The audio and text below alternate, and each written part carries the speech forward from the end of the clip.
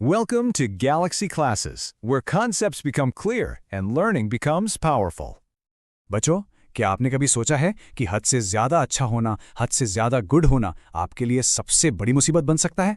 चलिए आज एक ऐसी ही कहानी सुनते हैं। पार्ट 1 में हमने देखा था कि बैचलर्स ने बच्चों को एंटरटेन करने के लिए एक स्टोरी शुरू की थी। अब चलिए देखते हैं कि उस कहानी में आगे क्या होता है। तो बैचलर अपनी कहानी को आगे बढ़ाता है। वो कहता है, She was so good, continued the bachelor, that she won several medals for goodness, which she always wore pinned onto her dress. इसका मतलब बच्चों ये है कि कहानी में एक लड़की है जिसका नाम है बर्था, और वो इतनी ज़्यादा अच्छी थी कि उसे अपनी अच्छाई के लिए, अपनी गुडनेस के लिए कई सारे मेडल्स मिले थे। और पता है वो क्या करती थी? वो उन मेडल्स को हमेशा अपनी ड्रेस पर पिन करके रखती थी, जैसे सबको दिखा रही हो कि देखो मैं कितनी अच्छी हूँ। आगे सुनिए। There was a medal for obedience, another medal for punctuality, and a third for good behavior. They were large metal medals and they clicked against one another as she walked. यानी उसके पास एक दो नहीं पूरे 3 मेडल्स थे। एक था obedience के लिए यानी हर बात मानने के लिए, दूसरा मेडल था पंक्चुअलिटी के लिए यानी हमेशा टाइम पर रहने के लिए, और तीसरा था गुड बिहेवियर यानी अच्छे बर्ताव के लिए। और ये मेडल्स कोई छोटे मोटे नहीं थे, बड़े बड़े मेटल के थे। और जब वो चलती थी तो वो आपस में टकराकर क्लिक क्लिक की आवाज करते थे। तो यहाँ एक बहुत ही इंपॉर्टेंट बात है बच्चों, ये मेडल्स सिर्फ उसकी अच्छाई का सबूत नहीं थे, ये उसके घमंड का, उसके प्राइड का सिंबल बन गए थे। और जैसा कि हम आगे देखेंगे, कभी कभी जिन चीजों पर हमें सबसे ज्यादा गर्व होता है ना, वही हमारे लिए सबसे बड़ा खतरा बन जाती हैं। इसलिए इन मेडल्स की क्लिक क्लिक की आवाज को जरूर याद रखना। बैचलर आगे बताता है, No other child in the town where she lived had as many as 3 medals, so everybody knew that she must be an extra good child. मतलब उस शहर में किसी भी और बच्चे के पास 3 मेडल्स नहीं थे, इसलिए सब लोग जानते थे कि वो एक एक्स्ट्रा गुड यानी बहुत ही ज्यादा अच्छी बच्ची है। इस पर ट्रेन में बैठा साइरल जो कहानी सुन रहा था, वो बोलता है हॉरिबली गुड। हॉरिबली गुड मतलब अजीब तरीके से अच्छा। साइरल और बाकी बच्चों को उसकी इतनी ज्यादा अच्छाई हॉरिबल यानी अजीब और बोरिंग लग रही थी। उनके लिए ये नॉर्मल नहीं था। उन्हें लग रहा था कि कोई इतना परफेक्ट कैसे हो सकता है। कहानी आगे बढ़ती है। Everybody talked about her goodness and the prince of the country got to hear about it, and he said that as she was so very good, she might be allowed once a week to walk in his park, which was just outside the town. उसकी अच्छाई के चर्चे इतने फैल गए कि उस देश के प्रिंस यानी राजा तक ये बात पहुंच गई, और उसने सोचा, वाह इतनी अच्छी लड़की। तो उसकी अच्छाई के लिए उसे एक स्पेशल इनाम मिला, प्रिंस के पार्क में हफ्ते में एक बार घूमने का मौका। बैचलर आगे कहता है, it was a beautiful park and no children were ever allowed in it, so it was a great honour for Bertha to be allowed to go there. सोचो वो पार्क इतना खास था कि वहां किसी और बच्चे को जाना अलाउड ही नहीं था। तो बर्था के लिए यह एक बहुत बड़ा ऑनर यानी सम्मान था। तो अब बर्था उस खास पार्क के अंदर है, लेकिन बच्चों के मन में उस पार्क को लेकर कुछ अलग ही सवाल थे। सिरिल ने यह नहीं पूछा कि पार्क में फूल कैसे थे, उसने तुरंत पूछा, were there any sheep in the park? क्या उस पार्क में भेड़ें थीं? और बैचलर ने साफ साफ जवाब दिया, no said the bachelor, there were no sheep. इससे पता चलता है बच्चों कि बच्चे अब कहानी में पूरी तरह से डूब चुके हैं। उन्हें आम कहानियों जैसे जवाब नहीं चाहिए, उन्हें कुछ अलग, कुछ नया सुनना है, और बैचलर उन्हें वही दे रहा था। बैचलर आगे बताता है, but there were other small harmless animals in the park. मतलब भेड़ें तो नहीं थी, पर दूसरे छोटे छोटे नुकसान ना पहुंचाने वाले जानवर जरूर थे। इतना बोलकर the story teller pause to let a full idea of the park's treasures sink into the children's imaginations. Then he resumed, यानी बैचलर थोड़ी देर के लिए चुप हो गया ताकि बच्चे अपने मन में, अपनी इमेजिनेशन में सोच सकें कि उस पार्क में और क्या क्या हो सकता है। अब बर्था के बारे में सुनिए। Bertha was rather sorry to find that there were no flowers in the park. She had promised her aunts with tears in her eyes that she would not pick any of the kind prince's flowers, and she had meant to keep her promise. Park में फूल ना देखकर Bertha को थोड़ा सा दुख हुआ। पता है क्यों? क्योंकि उसने अपनी आंट से आंखों में आंसू भरकर प्रॉमिस किया था कि वो प्रिंस के एक भी फूल को नहीं तोड़ेगी।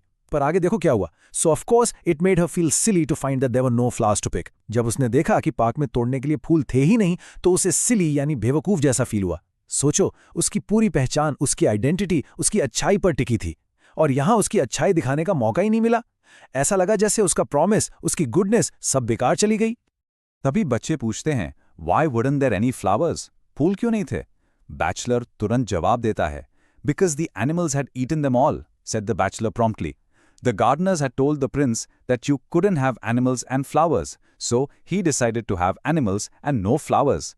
मतलब प्रिंस के मालियों ने उसे बताया था कि आप पार्क में जानवर और फूल दोनों एक साथ नहीं रख सकते। इसीलिए प्रिंस ने फूलों के बजाय जानवरों को चुना। There was a murmur of approval at the excellence of the prince's decision. So many people would have decided the other way. ये सुनते ही ट्रेन के बच्चों में खुशी की लहर दौड़ गई। उन्हें प्रिंस का ये फैसला बहुत पसंद आया। उन्होंने इसकी तारीफ की क्योंकि ये बिल्कुल अनएक्सपेक्टेड था। देखा बच्चों, हम पार्ट 2 की कहानी को बिल्कुल फ्लो के साथ एक अच्छे स्टोरी टेलर की तरह समझ रहे हैं।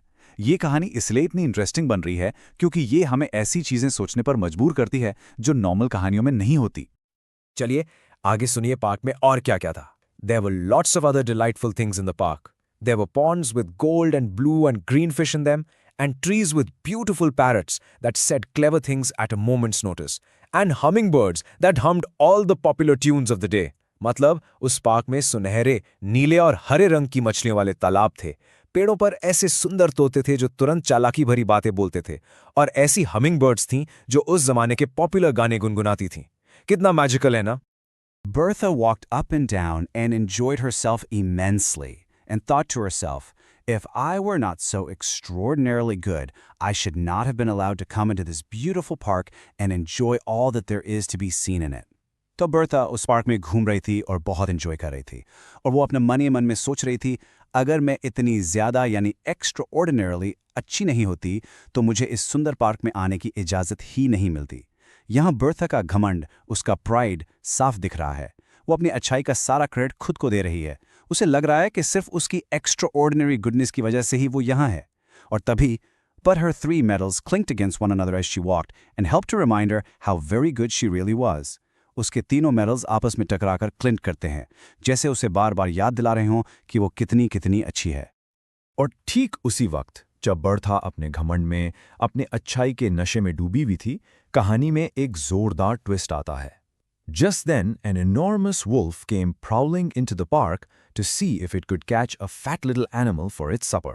एक बहुत बड़ा भेड़िया यानी वुल्फ चुपके चुपके प्राउलिंग करते हुए पार्क में घुस आया। क्या करने? अपने रात के खाने के लिए शिकार ढूंढने। देखा, सीन का मूड अब बिल्कुल बदल चुका है। शांत और सुंदर पार्क में अब खतरा आ चुका है। अब सीन सीरियस और टेंस हो गया है।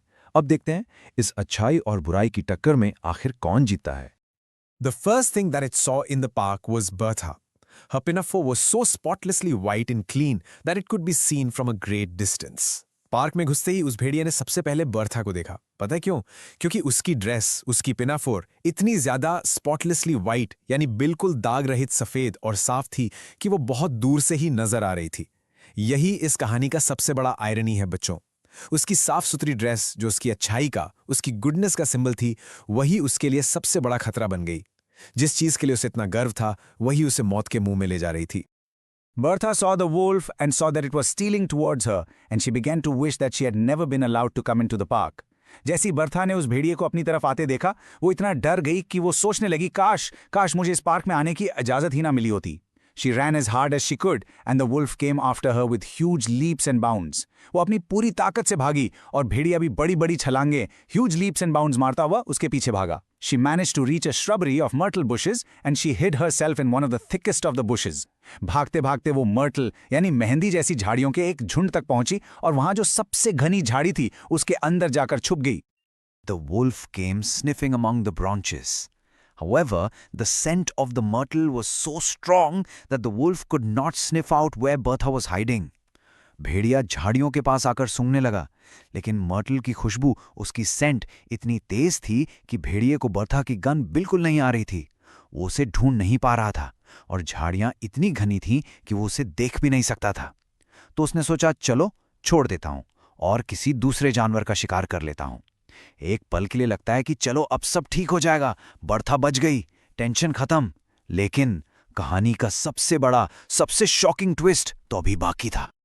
Bertha was trembling very much at having the wolf prowling and sniffing so near her, and as she trembled, the medal for obedience clinked against the medals for good conduct and punctuality.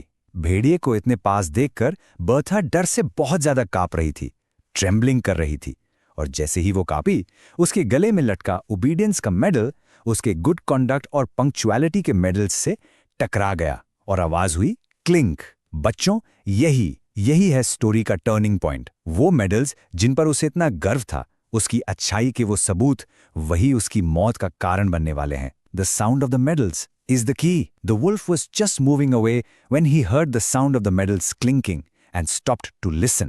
They clinked again in a bush quite near him. भेड़िया वहां से जाने ही वाला था जब उसने medals की clink की आवाज सुनी। वो रुका और ध्यान से सुनने लगा, और तभी बिल्कुल पास की झाड़ी से वो आवाज फिर से आई। He dashed into the bush, his pale gray eyes gleaming with ferocity and triumph, and dragged Bertha out and devoured her to the last morsel. ये सुनते ही भेड़िया उस झाड़ी में घुस गया। उसकी आंखें गुस्से और जीत की चमक से भरी हुई थीं। उसने बर्था को झाड़ी से बाहर खींचा और उसे आखिरी निवाले तक, द लास्ट मॉर्सल तक खा गया। डिवावर्ड हर का मतलब है उसने बर्था को पूरी तरह से एक टुकड़ा भी न छोड़ते हुए खा लिया। और उसके बाद वहां क्या बचा? All that was left of her were her shoes, bits of clothing, and the 3 medals for goodness. वहां बचे उसके जूते, कपड़ों के कुछ टुकड़े और उसकी अच्छाई के वो 3 मेडल्स। जरा सोचिए, जिन मेडल्स ने उसे इतना सम्मान दिलाया, वही उसकी मौत की वजह बन गए। ये है इस कहानी की सबसे बड़ी, सबसे शॉकिंग आयरनी। अब ट्रेन में बैठे बच्चों का रिएक्शन देखिए। छोटी लड़कियों में से एक कहती है, the story began badly but it had a beautiful ending. मतलब स्टोरी की शुरुआत अजीब थी, पर इसका एंड बहुत सुंदर था। दूसरी लड़की कहती है, it is the most beautiful story that I ever heard. और सिरिल कहता है, it is the only beautiful story I have ever heard. बच्चों को ये स्टोरी इतनी पसंद क्यों आई? क्योंकि ये बिल्कुल डिफरेंट थी, शॉकिंग थी, और उनकी रेगुलर मॉरल स्टोरीज जैसी बोरिंग बिल्कुल नहीं थी। उनके लिए एक अच्छे इंसान का ऐसा बुरा अंजाम देखना एक नया और एक्साइटिंग एक्सपीरियंस था। लेकिन आंट को यह बिल्कुल पसंद नहीं आया। A dissenting opinion came from the aunt, यानी एक विरोधी विचार आंट की तरफ से आया। वो गुस्से में कहती हैं, a most improper story to tell to young children, you have undermined the effect of years of careful teaching. मतलब ये बच्चों को सुनाने के लिए बिल्कुल अनुचित यानी इम्प्रॉपर कहानी है। तुमने सालों की मेहनत से दी गई सीख को, केयरफुल टीचिंग को बर्बाद कर दिया है। आंट को लगा कि ऐसी कहानी बच्चों को गलत सीख देगी। ये उसके गुड वर्सेस इविल के सिंपल रूल्स को तोड़ती है, जहां अच्छे के साथ हमेशा अच्छा होता है। इस कहानी ने उस रूल को चैलेंज कर दिया था। इस पाड़ी बैचलर ने अपना सामान उठाते हुए कहा, At any rate, I kept them quiet for 10 minutes, which was more than you were able to do. मतलब जो भी हो, कम से कम मैंने उन्हें 10 मिनट तक शांत रखा, जो काम आप नहीं कर पाई थीं। और जब वो ट्रेन से उतरकर प्लेटफॉर्म पर चलने लगा, उसने अपने मन में सोचा, Unhappy woman, for the next 6 months or so, those children will assail her in public with demands for an improper story. यानी बेचारी औरत, अब अगले 6 महीने तक ये बच्चे उसे सबके सामने ऐसी ही इम्प्रॉपर कहानियों के लिए परेशान करते रहेंगे। तो साफ है, बैचलर जीत गया। उसने ना सिर्फ बच्चों को शांत किया, एंटरटेन किया, बल्कि उनके मन में क्यूरियोसिटी यानी जिज्ञासा और एक नए तरह की कहानी की चाह भी पैदा कर दी। उसने उन्हें सोचना सिखा दिया है। तो चलिए, एक छोटा सा सवाल। जैसा हमने अभी डिस्कस किया, स्टोरी का सबसे बड़ा टर्निंग पॉइंट, वो मोमेंट जिसने सब कुछ बदल दिया, वो क्या था? बिल्कुल सही, वो था उसके मेडल्स का क्लिंक करना। उसी एक छोटी सी आवाज ने सब कुछ बदल कर रख दिया।